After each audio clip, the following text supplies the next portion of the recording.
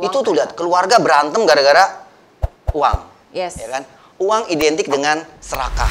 Serakah, betul, setuju. Uang kan tidak bisa membeli kebahagiaan. Ya aku yang penting bahagia. So, kalimat-kalimat itu memberikan arti sedikit negatif mengenai uang dan menjadi kaya. Betul. Oke?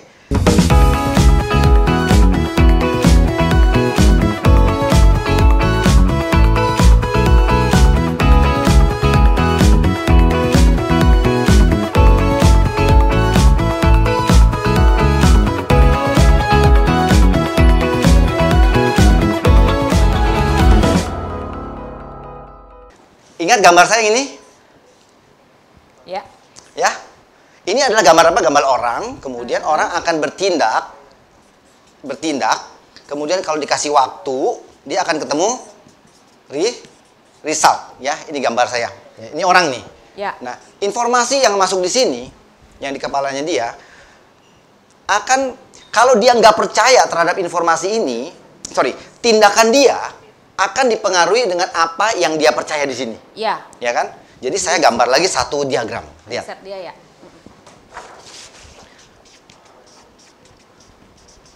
Belief system. Yes, Benar nggak? belief system, betul. Ya kan? Dia punya belief system, kemudian akan mempengaruhi potensi, akan mempengaruhi tindakan, dan hasil. akan mempengaruhi hasil.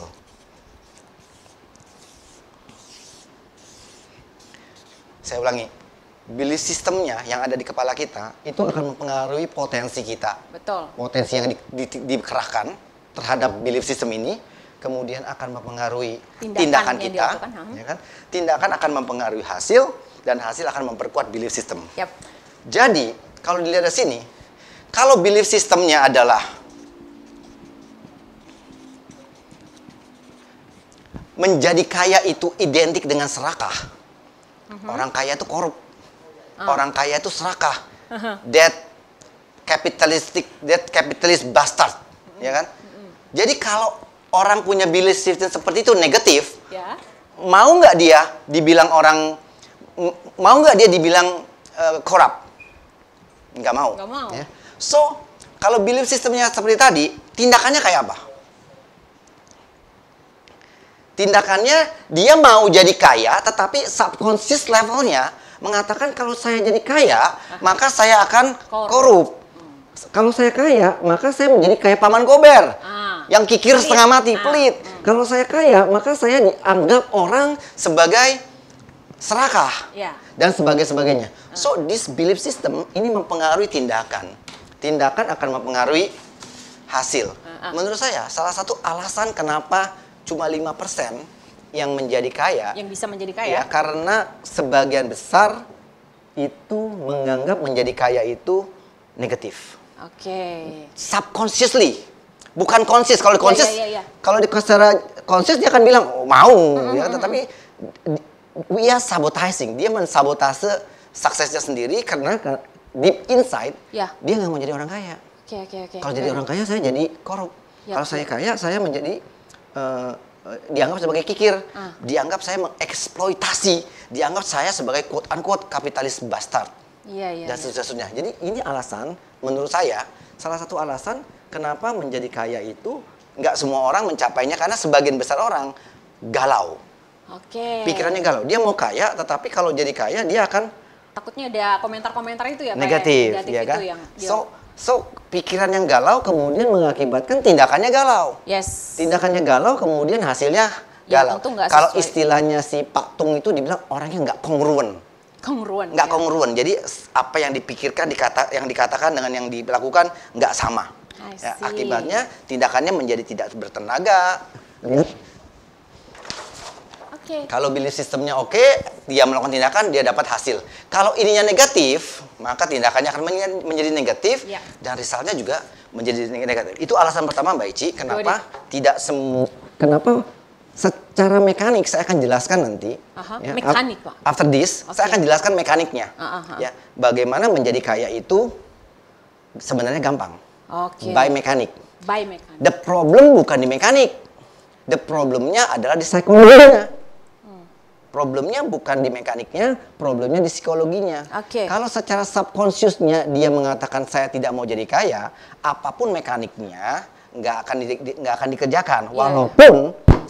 Walaupun nanti saya akan jelaskan bahwa sebenarnya gampang, ya, bisa dikerjakan. Baik. Tapi ingat tadi, fokus kepada satu hal yang mungkin membuat kita bisa. Bisa, gitu ya? yang buat kita bisa, bukan fokus kepada 1000 alasan yang mengatakan bahwa kita tidak bisa.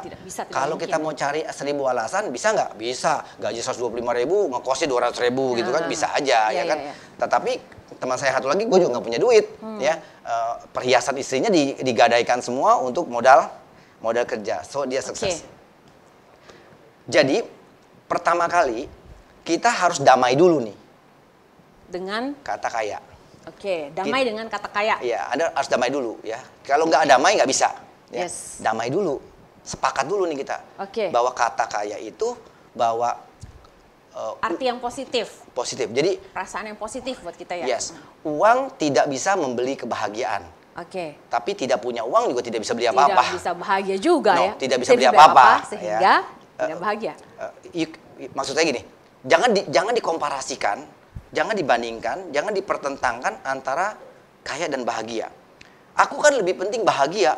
Kenapa kita nggak kaya dan bahagia dua-duanya? Ya kan? Jadi jangan dipertentangkan antara kaya dan bahagia. Ya. Terus tadi sering kata-kata ya uang tidak bisa membeli kebahagiaan. Ya. Tapi nggak punya uang juga nggak bisa beli apa-apa. Jadi pertama kali secara psikologi ya harus berdamai dulu dengan kata uang. Kata uang, ya. Kata kaya gitu Pak ya? Kata uang dan kata kaya. Kaya itu kikir. Enggak, saya orang kaya yang nggak kikir. Ya kan? Kaya itu eksploitasi. Enggak, saya orang kaya yang tidak mengeksploitasi. Saya orang kaya yang memberikan nilai tambah. Saya orang kaya yang dermawan. Boleh enggak? Boleh, kita memberi arti. Jadi kita memberi arti dulu terhadap kata-kata kaya, kita berdamai dulu dengan kata-kata kaya. Karena kalau ini nggak bisa didamaikan dulu, maka apa yang saya jelaskan nanti dalam beberapa menit ke depan, gampang sebenarnya, itu nggak akan dikerjain. Nggak akan ngaruh ya, ngefek. Nggak akan ngefek. Oke. Jadi pertama adalah berdamai dengan kata-kata kaya. Oke, berdamai dengan kata-kata kaya itu langkah pertama dari Pak Alex ya Pak. Yes. Ntar tahan dulu ya Pak ya. Ntar saya ada pertanyaan terkait itu. Tapi saya harus sampaikan ini dulu nih Pak ya. Kita sampaikan dulu nih kepada pemirsa Lestari TV bahwa Anda bisa mendapatkan hadiah total nantinya ya. Untuk tabungan jumbo dari BPL Lestari ya masing-masing adalah Rp200.000 untuk 5 orang yang beruntung ini di setiap tayangan di setiap hari Selasa. Oke, caranya gimana untuk bisa mendapatkan hadiah tabungan jumbo dari BPL Lestari senilai Rp200.000 ini, yaitu dengan buat insight yang semenarik mungkin nih dari apa yang sudah dipaparkan oleh Pak Alex dari awal tadi ya, di kolom komen YouTube Lestari TV. Hanya di kolom komen aja ya, di kolom komen YouTube Lestari TV. Terus nanti akan dipilih 5 orang yang beruntung mendapatkan hadiah Rp200.000 dari tabungan jumbo BPR Lestari. Itu akan diumumkannya nanti di hari Jumat. Jadi sampai hari Kamis nanti masih berlaku ya. Nanti diumumkannya di hari Jumat di Facebook dan juga di IG-nya Alex P. Chandra. Oke, Pak, sebelum Bapak mau jelasin secara mekanik itu Pak ya, berdamai dengan kaya gitu kan. Itu yang pertama yang bikin orang jadi kayak nggak kaya-kaya gitu ya, cuma 5% yang akhirnya seperti itu gitu kan. Nah kalau Pak Alex sendiri dari bayi udah damai gitu dengan kaya? Kagak, enggak, saya ini belajar. Jadi kita belajar untuk berdamai? Belajar untuk berdamai. Oke. Saya tidak dikondisikan secara lingkungan, nggak nyaman buat saya juga ngomong kaya. Oke. Jadi Anda sama saya sama, nggak nyaman. Tapi saya belajar untuk berdamai. Sejak kita belajar bahwa menjadi kaya itu mudah dan problemnya adalah problem di subconscious level kita yang mengatakan bahwa kita tuh mensabotase kita punya sukses sebenarnya. Menjadi kaya itu baik kok, menjadi kaya itu mulia kok, asal jangan pelit, asal jangan mengeksploitasi, asal jangan korupsi dan seterusnya. Jadi kalau saya juga struggling, saya juga bertempur, saya juga melawan. So buat saya tidak natural untuk bicara kaya. But saya paksa. ya kita berlatih di sini. Maksud saya kan Bapak bilang, iya sejak saya mau berdamai gitu. Itu berapa tahun yang lalu gitu loh maksudnya kira-kira Pak. Pas kita ketemu 18 tahun lalu? Ya mungkin waktu itulah. Saya mulai belajar bahwa mengenai teknik-teknik penciptaan kekayaan, creation, dan sebagainya. Oke. Ya, jadi ini pun ilmu yang saya dapatkan, yang saya sharing kali ini juga saya belajar. Bukan dari sononya. Oke, gitu pemirsa ya. Oke. Oh, ada pertanyaan Pak Alex. Tadi mau ngejelasin tapi ternyata udah ada pertanyaan yang masuk. Boleh dijawab dulu ya Pak Alex ya? Iya. Pak Alex, itu pertanyaannya adalah lebih gede di situ sih. Bagaimana mengantisipasi, dari mana tuh namanya Pak? Guna Satwam ya Pak ya. Bagaimana mengantisipasi belief system buruk yang didapat dari doktrin masyarakat? Biasanya pikiran itu terbentuk gara-gara omongan tetangga. Oke, ya. Belief system. Belief system itu yang paling awal itu Saya ya. akan jelaskan konfigurasinya belief. Oke. Konfigurasinya belief. Belief. Oke. Belief adalah ide. Sebenarnya belief itu ide. Saya menggambarkan kayak, ini konsep bukan saya, ini konsepnya Tony Robbins. Anthony Robbins. Tony Robbins yang bilang bahwa yang namanya belief itu sebenarnya ide. Yang kemudian disupport, ini kayak top table meja. Yes. Yang kemudian ada support kaki-kakinya. Oke. Semakin banyak kaki-kakinya, maka idenya semakin kuat. Oke. Ya. Kalau semakin banyak lagi, maka idenya menjadi belief. Menjadi keyakinan. Ya. Nah, kaki-kakinya ini apa? Tadi support. Tadi apa pertanyaannya? Support. Omongan tetangga. Doktrin ya, doktrin. Ya, omongan tetangga ini menjadi Hubungan. salah satu kaki. Ya. Ya. Keluarga pun bisa, nggak cuma dari tetangga ya? Yes. Semua wanita, semua laki-laki mata keranjang. That is an idea. Iya, oke. Ini ide, ya. Ya, ya. Semua laki-laki mata keranjang. Tahu dari mana ide itu? Dia nonton sinetron. Oke. Kasih yang tertukar, whatever, ya kan?